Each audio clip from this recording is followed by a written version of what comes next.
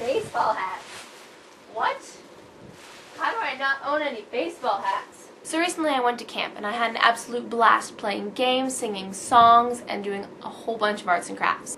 So I've been going to this camp for about 5 years now, and I just found out that May's Flowers Need Water is May's Flowers Need Water. And she never bothered to tell me this, and she's been vlogging for like 2 years, and I've been going to camp for longer than I've known her. So I'm convinced that camp days are longer than actual normal people days. We do so much, it's hard for me to keep my days straight. I could have sworn we ate spaghetti Friday, but we didn't. We ate King Ranch chicken. Or was that Wednesday?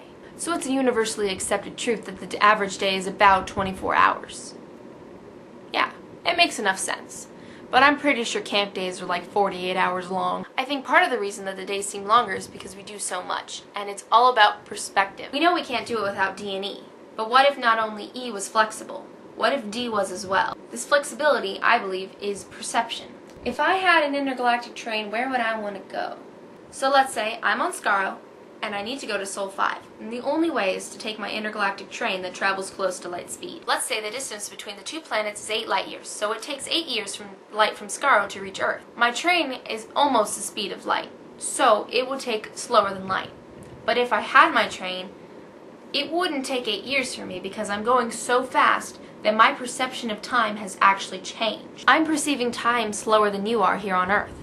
It might only seem like a year for me, but for you, it's been the full 8 light years. The same would apply if I'm just on Earth. Let's say I take my intergalactic train tracks and wrap it all the way around the Earth. I'll put out brochures boasting for an 80-day trip around the world on my intergalactic train. It technically will only be 80 days for people outside of the train, but for the people inside, it only seemed like a minute. However, that might lead to a lot of dissatisfied customers. Technically, all the people on my train would be time travelers. Aside from bridging time and space with a theoretical wormhole, an intergalactic train seems a whole lot less lethal to me. You could also get a TARDIS, but who wants to go all the way to Gallifrey, and you'd get mixed up in the Time War, and then you'd get shot by a Dalek, and next thing you know, you're a different person, and then it's all awkward, and so much work just to get a TARDIS. I'll just take the intergalactic train. A whole lot less lethal. Who knows, maybe next year you guys can come and camp with me and have fun and time travel, meet my camp friends, have some soup, and who wants a name tag? So I might have gotten a little too excited, but that's okay because I get to go pick up the low at the end of the week, and I'll take you guys, and by you guys I mean the camera. You won't fit in the car. I'm sorry.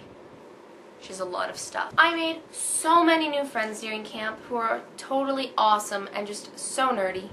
And I also saw my old friends who are still so totally awesome and still so nerdy. And we totally pwned this guy who was all, "You're such a nerd, you listen to weird songs." I am so tired. I literally fell asleep on the ground playing with our new cat. Oh, I forgot to tell you, we got a new cat. Her name is Phoebe. That makes 5 cats now. That's right. I can count. Happy llama, sad llama, mentally disturbed llama, super llama, jama llama, big fat mama llama moose.